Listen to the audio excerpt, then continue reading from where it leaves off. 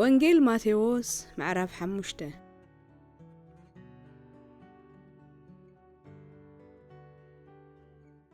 ኢየሱስ ትምህርት ብጽዕና ከም ዝመሃረ ብዙሕ ሕዝቢ ምስ ረኣየ ናብ እምባ ደየበ ምስ ተቐመጠ ኸዓ ደቀ መዛሙርቱ ናብኡ ቀረቡ ከምዚ እናበለ ድማ ክምህሮም ጀመረ በመንፈስ ድኻታት ዝኾኑ መንግሥተ ሰማያት ናቶም እያ እሞ ብፁዓን እዮም ዝሓዝኑ ምጽንናዕ ክረኽቡ እዮም እሞ ብፁዓን እዮም ለዋሃት ንምድሪ ክወርስዋ እዮም እሞ ብፁዓን እዮም ንጽድቂ ዝጠምዩን ዝጸምኡን ክጸግቡ እዮም እሞ ብፁዓን እዮም ማሓርቲ ምሕረት ክረኽቡ እዮም እሞ ብፁዓን እዮም ንጹሃት ልቢ ንኣምላኽ ክርእይዎ እዮም እሞ ብፁዓን እዮም ገበርቲ ሰላም ውሉድ ኣምላኽ ክበሃሉ እዮም እሞ ብፁዓን እዮም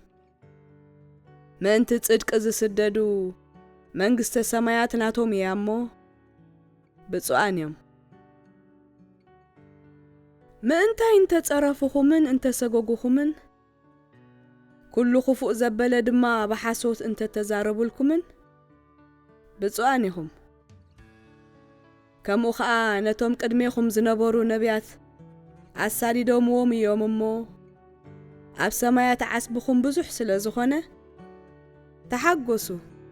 ባህውን ይበልኩ ምስላ ጨውን ብርሃንን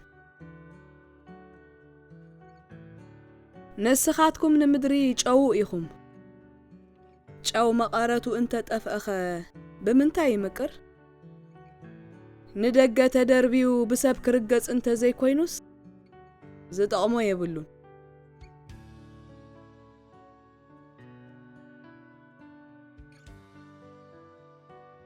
ንስኻትኩም ንዓለም ብርሃኑ ኢኹም ኣብ እምባ ዘላ ከተማ ክትክወል ኣይከኣላን እዩ መብራህቲ ኣብ ቤት ንዘሎ ኩሉ ምእንቲ ኸብርህ ኣብ በሪኽ መቐመጢኡ ተንብሮ እምበር ኣብ ትሕቲ ኸፈር ከተንብሮ ኣይተብርሆን ኢኻ ከምኡ ኸዓ ነቲ ጽቡቕ ግብርኹም ሪኦም ኣብ ሰማያት ንዘሎ ኣቦኹም ምእንቲ ኸመስግንዎ ብርሃንኩም ኣብ ቅድሚ ሰብ ይብራህ ብዛዕባ ሕጊ ሙሴ ንሕጊ ሙሴ ኾነ ንነቢያት ክፍጽሞም ደኣ እምበር ክስዕሮም ዝመጻእኹ ኣይምሰልኩም ሰማይን ምድርን ክሳዕ ዝሓልፍ ኩሉ ሕጊ እውን ክሳዕ ዝፍጸም ካብ ሕጊ የውጣ ወይ ሓንቲ ሕንጻጽ ከም ዘይተሓልፍ ብሓቂ እብለኩም ኣለኹ እምበኣርሲ ካብ ዘናኣሽቱ ትእዛዝ ሓንቲ ዘፍረሰ ከምኡ እውን ንሰብ ዝመሃረ ኣብ መንግሥተ ሰማያት ንእሽቶ ክበሃል እዩ እናፈጸመ ዝምህር ግና ኣብ መንግሥተ ሰማያት ዓብዪ ክበሃል እዩ ጽድቅኹም ካብ ጽድቂ መምህራን ሕግን ፈሪሳውያንን ኣዝዩ እንተዘይበዝሐ ናብ መንግሥተ ሰማያት ከቶ ኣይተኣትውን ኢኹም ኢለ እነግረኩም ኣለኹ ነቶም ቀዳሞት ዝቐተለ ክፍረዶ እዩ እሞ ኣይትቕተል ከም ዝተባህሎም ሰሚዕኩም ኣለኹም ኣነ ግና ንሓዊ ዘቖጥዐ ዘበለ ኩሉ ክፍረዶ እዩ ንሓው ጨርቃም ዝብሎ ድማ መጋባእያ ክፍረዶ ኣተዓሻ ዝብሎ እውን ንገሃነም እሳት ክፍረዶ እዩ እብለኩም ኣለኹ እምበኣርከ መባእካ ናብ መሰዊኢ እንተኣምጻእካ ሓውካ ተቐይሙልካ ምህላው እንተዘከርካ ነቲ መባእካ ኣብኡ ኣብ ቅድሚ መሰዊዕ ሕደጎ ኪድ ቅድም ምስቲ ሓውካ ተዓረቕ ድሓር ድማ ተመሊስካ መባእካ ኣቕርብ ምስ መባእስትኻ ድማ ገና መገዲ ኸሎኻ ቐልጢፍካ ተዓረቕ እንተ ዘይኮነስ እቲ መባእስትኻ ንፈራዲ ኣሕሊፉ ኸይሂበካ ፈራዲ ድማ ናብ ጊልያኡ ኸየሕልፈካ ናብ ቤት ማእሰርቲ ኸዓ ኸይተኣቱ እታ መወዳእታ ሳንቲም ክሳዕ ትፈዲ ካብኣ ከም ዘይትወፅእ ብሓቂ እብለካ ኣለኹ ኣይትዘሙ ከም ዝተባህለ ሰሚዕኩም ኣለኹም ኣነ ግና ንጓል ኣንስተይቲ ርኡ ዝትምነያ ኩሉ ብልቡ ፈጺሙ ኣብኣ ዘመወ እብለኩም ኣለኹ የማነይታ ዓይንኻ እንተ ኣስሓተትካ ካባኻ ጎጥጊጥካ ደርብያ በዘሎ ኣካልካ ናብ ገሃንም ካብ ዝኣቱስ ሓንቲ ኣካልካ እንተ ጠፍአት ይሕሸካ የማነይቲ ኢድካ እንተ ኣስሓተትካ እውን ካባኻ ቆሪፅካ ደርብያ በዘሎ ኣካልካ ኣብ ገሃንም ካብ ዝኣቱስ ሓንቲ ኣካልካ እንተ ጠፍአት ይሕሸካ ንሰበይቱ ዝፈትሓ መፍትሒኣ ዝነግር ጽሑፍ ይሃባ ተባሂሉሎ ኣነ ግና ብዘይ ምኽንያት ዝሙት ንሰበይቱ ዝፈትሓ ዘበለ ኩሉ ዘማዊት ይገብራ እቲ ፍትሕቲ ዘእቱ ድማ ይዝሙ እብለኩም ኣለኹ ከምኡ ድማ ነቶም ቀዳሞት ማሕላኻ ንእግዚአብሔር ሃቦ እምበር ብሓሶት ኣይትምሓል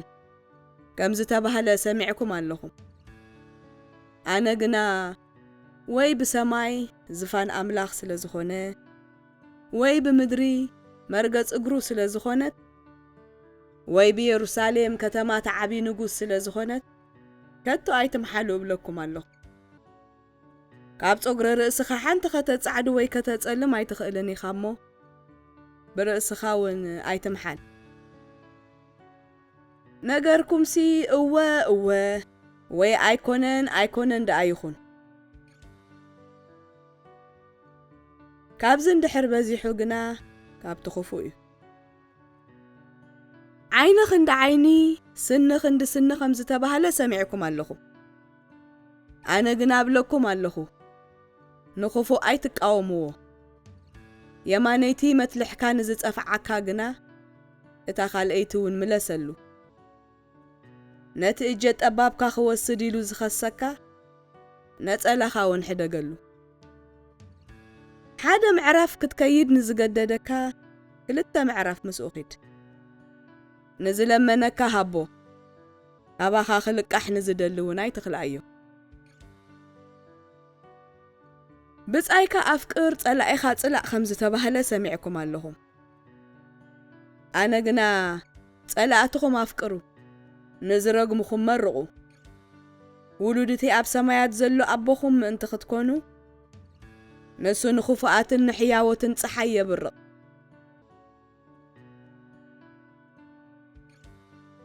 ንጻድቃንን ንሓጥኣንን ድማ ዝናም የዝንም እዩ እሞ ንዝጸልእኹም ጽቡቕ ግበሩ ስለቶም ዝጸርፍኹምን ዝሰጉኹምን ጸልዩ ይብለኩም ኣለኹ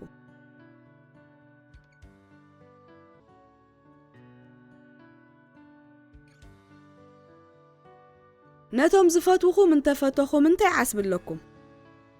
ተቐበልቲ ቀረጽስ ከምኡ ዶ ይገብሩ ኣይኮኑን ንሕዋትኩም ጥራይ ሰላምታ እንተሃብኩምከ እንታይ ሓለፋ ገበርኩም ኣሕዛብስ ከምኡ ዶ ይገብሩ ኣየለውን እምበኣርከ ከምቲ ሰማያዊ ኣቦኹም ፍጹም ዝኾነ ንስኻትኩም እውን ፍጹማት ኩኑ